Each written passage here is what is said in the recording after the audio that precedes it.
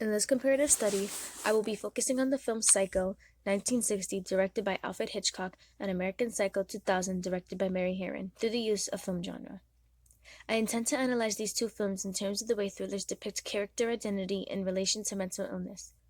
I will analyze how the film Psycho, directed by Alfred Hitchcock, uses character, lighting, economic status, and setting to establish the character presentation of mental illness. I intend to analyze how the film American Psycho also uses its characters, lighting, economic status, and setting to establish the character presentation of mental illness in comparison to Psycho. This will contribute to how these films' elements add to the genre of psychological thrillers. In order to do this, I will define a psychological thriller. According to definitions and translations, a psychological thriller is a thriller story which emphasizes the psychology of its characters and their unstable emotional states in the sense of sometimes having a dissolving sense of reality, moral ambiguity, and complex and tortured relationships between obsessive and pathological characters. Psychological thrillers often incorporate elements of mystery, drama, action, and horror, particularly psychological horror. One factor that will contribute to a meaningful comparison is the difference in time periods in which the films take place for each character. The time periods in which each film takes place, was made, and released heavily impacts the film as a whole in terms of the camera choices and movements each director decided to use, as well as the lighting, the different types of shots used, and the different types of camera angles. The film Psycho uses the costumes and setting of the time period in which it was made to give the audience an understanding of American culture during the early 1960s. The film American Psycho was made in 2000 but depicts the time period in 1980s Manhattan. The portrayal of time periods in each film is equally important, which is why the time periods in each film is equally important to analyze.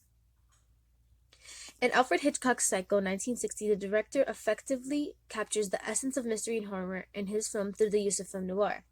In Hitchcock's film, the main character, Norman Bates, is presented as a humble motel owner of the Bates Motel. He presents himself as friendly and helpful, but it's later shown that Norman is a homicidal murderer through enacting his mother's personality. It can be shown that the setting of the film contributes to the suspense and overall genre, since Hitchcock uses the Bates Motel in an isolated area because it emphasizes the idea that there is no one near the hotel to recount all the events that take place at the hotel. The use and importance of costume within Psycho is that Norman gradually gives the audience more hints at the idea that his mother is actually deceased through Hitchcock's inclusion of having Norman dress up as his mother. This is relevant because in the first scene where Norman's mother is shown in the film, her facial features are unclear, and this adds suspicion of why we can only see the hair and dress on Norman's mother.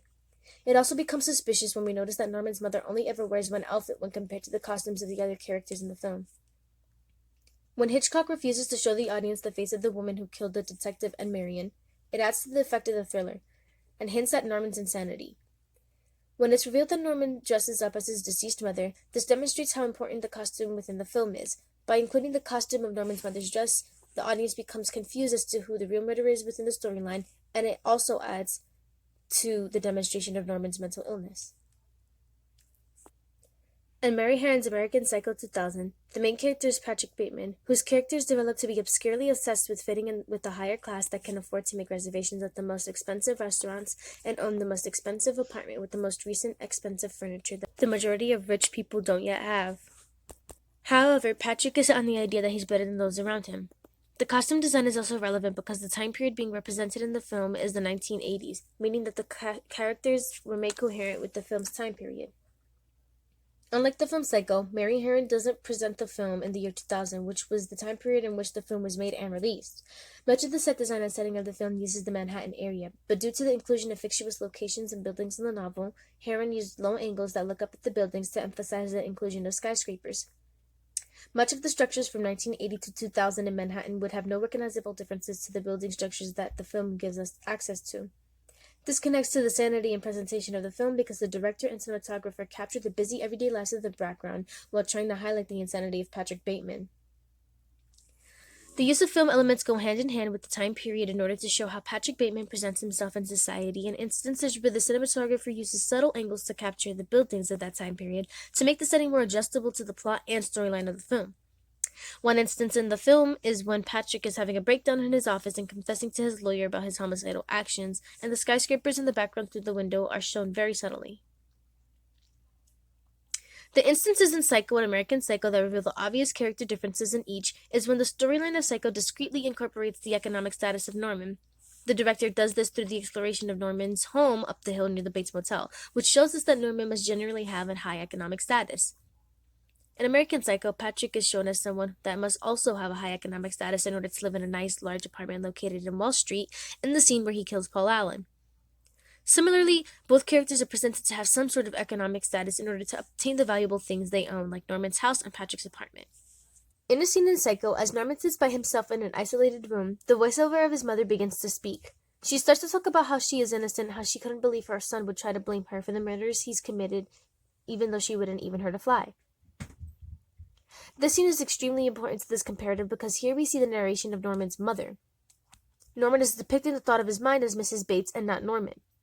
In American Psycho, however, we see a similar scene of Patrick, which also includes his own self-narration. Both films include aspects of character narration within the film. However, Norman only uses narration of his mother at the end of the film, whereas Patrick narrates through his actual character throughout the entirety of the film. Through his narrations, Patrick is always speaking as himself and not as anyone else. In Psycho, it is made evident near the end of the film that Norman is not a sociopath serial killer who kills people for sport.